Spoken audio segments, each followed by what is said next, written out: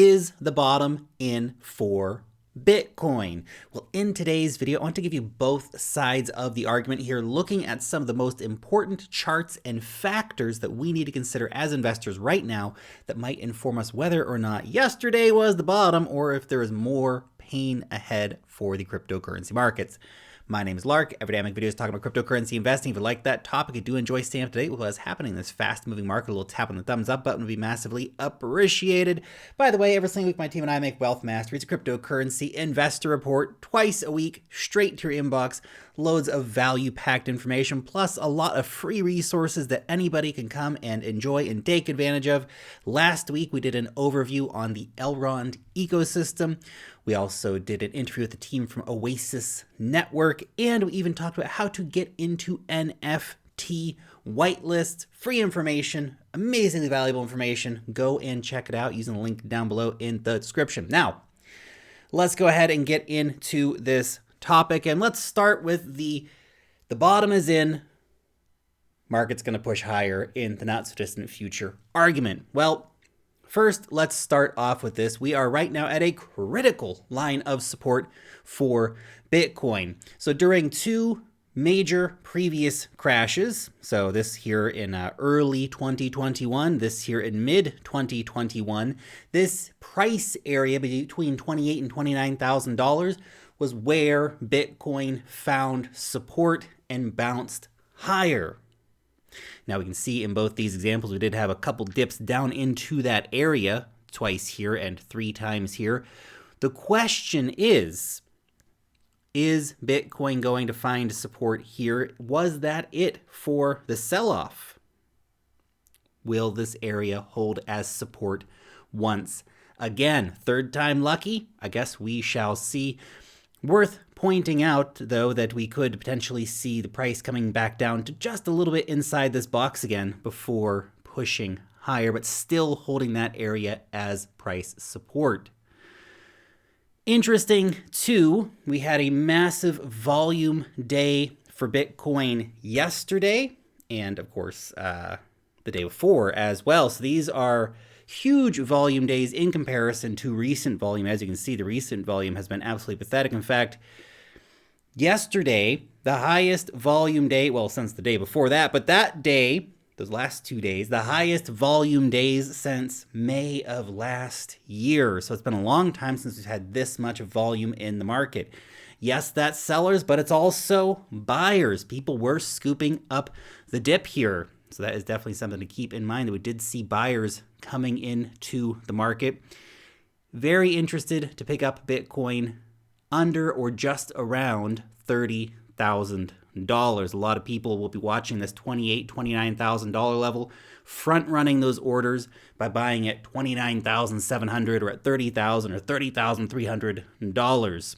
Now, these kind of big volume spikes do tend to come with potentially capitulation events. So that is something to consider in the argument that, yes, we could be seeing Bitcoin bottoming out here. This is also an interesting one here for you. This is the RSI. So usually when we see the RSI showing an oversold signal on the daily charts, which is exactly what happened right here. When we see that happen, that means it's a buy signal. So buying Bitcoin on that oversold RSI most of the time works out pretty gosh darn well. Long term, obviously, we see that from the time of that oversold reading, very shortly thereafter, Bitcoin does tend to rally. We can see all the price rallies that happened after the RSI buy signals came in, the oversold signals came in here.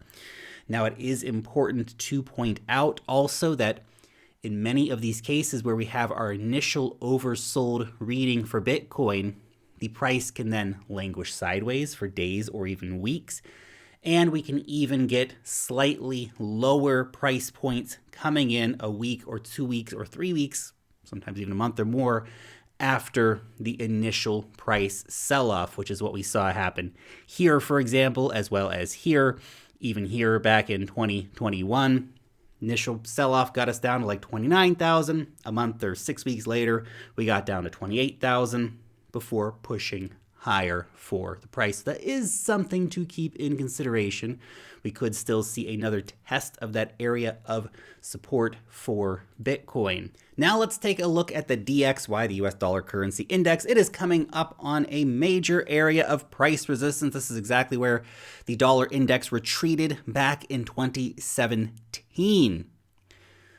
It's been stuck here for a few days now, trying to get up and over that area. If it retreats here, then I think that actually becomes quite bullish for Bitcoin, crypto, all the oversold growth stocks. We also see, of course, the RSI being overbought here on the dollar index. So very strong demand for dollars, massive dollar rally that's happened here over the last few weeks. That could be coming to an end as it fails to break past resistance and is showing very strong signs of being overbought. But just keep in mind, that RSI can go higher, go up to 90, 95 before correcting, right? We could see resistance breaking and the dollar putting in a massive rally before, of course, cooling off. If that happens, that means that crypto stocks gonna get smashed. Absolutely. If we do see a retreat here, though, I think that's very good for the cryptocurrency markets. Now, final point here for the case of the bottom potentially being in. Hopefully, we have now hit peak inflation. Everybody's looking for the CPI data to come out tomorrow. If inflation did fall in April, and it's predicted that it's going down from 8.5 in March down to 8.1 in April, then I think we start looking towards recovery in the markets. That's where I think we start seeing the dollar starting to retreat. You know, the risk markets, Bitcoin, crypto, growth stocks, all this stuff starting to take a little tick back up as well. That's if we hit peak inflation in March. A lot of the markets looking towards that. So that will be, I think, the very important thing for us moving forward. Now, let's get into the case against the bottom being in, and that's, of course, the second part of our inflation conversation here. If the experts and the analysts are all wrong and that inflation has not indeed fallen, if we have not yet hit peak inflation, if April is either still at 8.5 or actually rises to 8.6, 8.7, anything higher than that, not going to be good. Markets, I think, will react very, very badly to increased inflation data, especially with so many expecting that the inflation has actually come back down, that we're in a peak inflation era now. Well, you know, that the peak is in anyway. So that's, I think, a major factor to keep an eye on. Also, if this fear does spread because, you know, inflation's too high or just more craziness happens in the macro scene, and we know a lot of crazy stuff has already happened in the macro scene, keep this chart in mind. This is the NASDAQ 100, which Bitcoin has basically been dragging right along with for the most part. Currently sitting on a massive area of price support. Very critical that this holds, in my opinion. If we lose this price support, there is not really any meaningful support until about 10% lower in price, and 10% down for the NASDAQ is not going to be any kind of good news for Bitcoin or your altcoins, which are probably going to go down another, 30, 40, 50%, something like that. That won't be good at all. So let's hope that the support does hold here. I think it's definitely at that moment where if we get more positive data, the dollar starts retreating, inflation has peaked, this starts going back up. If it hasn't, let's watch out, because there's a lot of empty air between here and there. Now, if we do get this, then we need to start talking about the 200-week simple moving average. This is that super important line in the sand for Bitcoin. The 200-week simple moving average right now is around $22,000. So while in a very bearish scenario where everything doesn't work out that we've been talking about, we could see Bitcoin wick under this, but you definitely want to see the candles closing back above it. You can see here back in the depths of despair of 2018, we held the line. During the COVID crash, we held the line, even though we did wick underneath it on the weekly candles.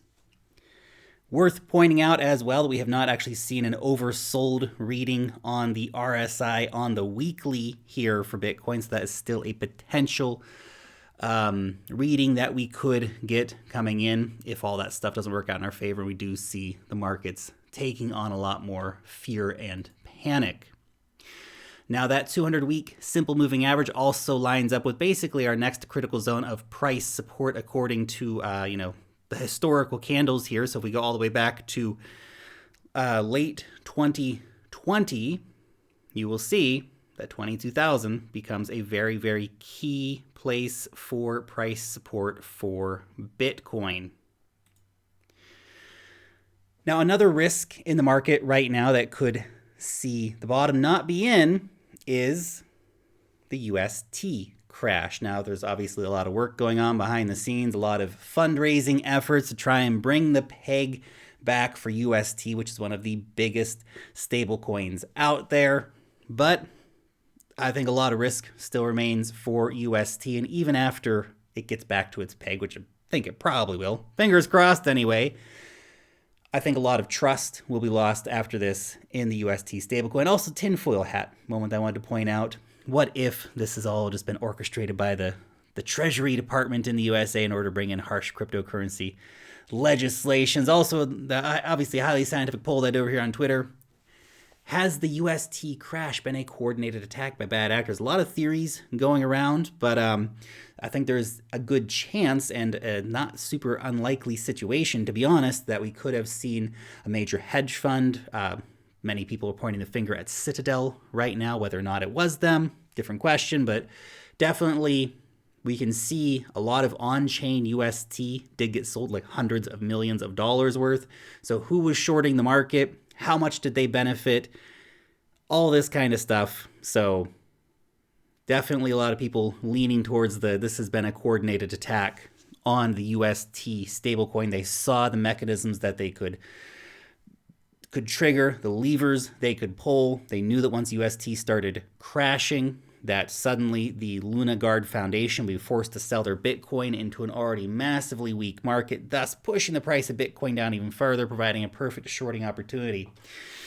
Some people, they just, what's the old saying? Crazy as some people will, crash the entire cryptocurrency market instead of just getting a freaking psychologist, man. What are you guys doing out here? I guess they're making billions of dollars by shorting the market, but damn, man. Damn, that's crazy stuff. Anyway, final thoughts here from Raoul Pal. He said the S&P 500 now very close to pricing in a near immediate recession. Expect growth stocks to collapse even further. Also, this here, the next great unwind is going to be for oil. If this line goes, then inflation expectations will fall. That's, of course, largely correlated to oil. So we could see an unwinding of oil, which will, definitely hit the commodity markets very, very hard. He said then we should see yields fall while equities, crypto, and commodities see a full liquidation over the next few weeks. So Raoul Pal thinking that we could still see a lot more pain coming in the market. If that is the case, well, then we see the NASDAQ down another 10%. Then we see Bitcoin keeping an eye on that 200-week simple moving average around $22,000. But anyway, there's the data for you. There's some of the charts that I am watching right now. What do I think? Is the bottom in? I have no idea. Man. I wish I could just say, yes, the bottom's definitively in. I think there's so much uncertainty and risk still remaining in the market, so many wild card factors that, I'm just going to keep stacking sats. That's my plan right now. Stacking sats. If we see the prices come back down, I'll stack some more sats. Prices continue to languish, crab market sideways, I'll continue to stack sats. That's my general plan at the moment for the cryptocurrency market. But what do you think? Was the bottom in yesterday? Was that it? Just a little dip under $30,000? That's the bottom. Or are we in for a lot more pain? And if you are in the we are in for more pain camp, what is your price prediction? How low is Bitcoin going to go? Are we going to hold $22,000? Or are we going to slam right back through that and go way down? Curious to hear your thoughts down below in the comment section. Thanks so much for watching today's video, and peace out till next time.